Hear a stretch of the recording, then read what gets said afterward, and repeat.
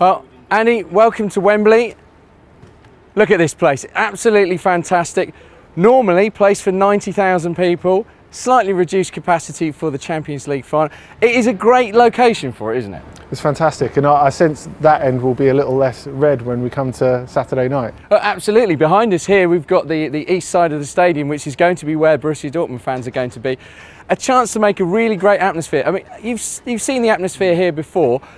It can get pretty loud in here, can't it? Yeah, I think so, and I think it's got quite a lot in common with Bundesliga stadiums since the reconstruction as well, because as well as being a big stadium that generates a lot of atmosphere, it's also very comfortable. You can see brilliantly wherever you are. The crowd are really close to the pitch, which they never used to be in the old Wembley, and all these things make a difference to create that atmosphere.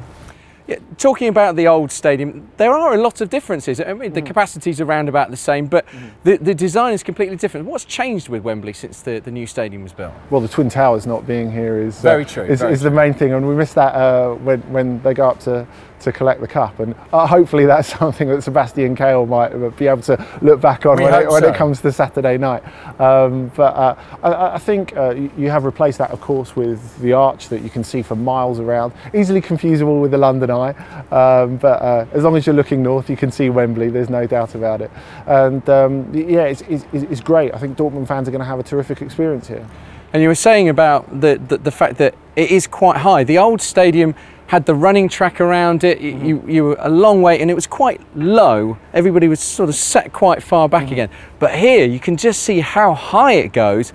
Everybody's on top of the pitch, and you know, it's a perfect arena for football. That's right, and people say that's the thing that really makes the difference with English football. You hear players talk about that all the time. The fact that it feels as if the fans are almost on top of you, it's quite claustrophobic. And that really helps add a pace to the game as well. I think it dictates the way that football is played in England. So hopefully we'll get a really exciting final in that way.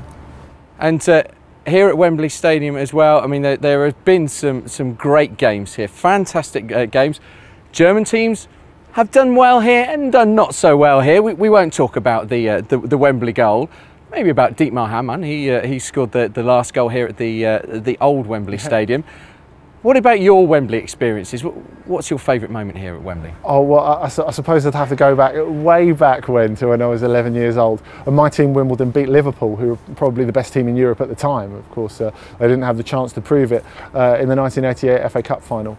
And so we think of the same end. We had Lawrie Sanchez goal, the winning goal, and then Dave Besant becoming the first player to save a penalty in an FA Cup final from John Aldridge.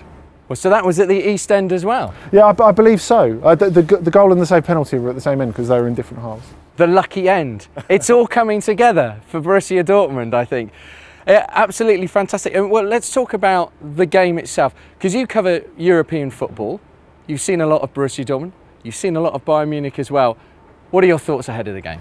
Well, Bayern are the favourites. I don't think we can hide from that, but nevertheless I think what's really interesting is the physiognomy between the two teams in the last couple of seasons. So I think probably for the third season now, and it's almost as if Dortmund have inspired Bayern to become this good by just provoking them with how well they've played, and you know that they've been a genuine rival, a bit like Gladbach and Bayern in the 70s. I suppose it's a real genuine rivalry in German football. As we say, Bayern are of course the favourites, and with good reason when we look at the league table and how they've done this season. But I think a lot of people, me included, believe that Dortmund can really make something happen on this night. And actually, I was speaking to Pierre van Hooijdonk, who knows a thing or two, as Dortmund fans know, about scoring goals in European club competition finals.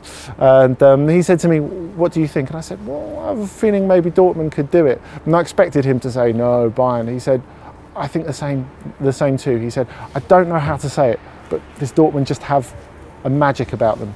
I would agree. My own personal view is it's kind of like the battle between Pete Sampras and Andre Agassi in tennis during the 1990s. You had the winning machine, Pete Sampras, but you had the artist of Andre Agassi. With less hairy chests. With less hairy chest, but I see that Borussia Dortmund, they're the artist, they're Andre Agassi. On their day, they can beat anybody, Pete Sampras included. I think so. Well, it's going to be an amazing occasion. As I said, I think this is a rivalry that, you know, is one of the great rivalries in modern European club football, and hopefully, you know, this will just be a midpoint in it. It won't finish. It's something that will run and run, both in the Bundesliga and in the European arena too. Well, absolutely fantastic. Thank you, Andy.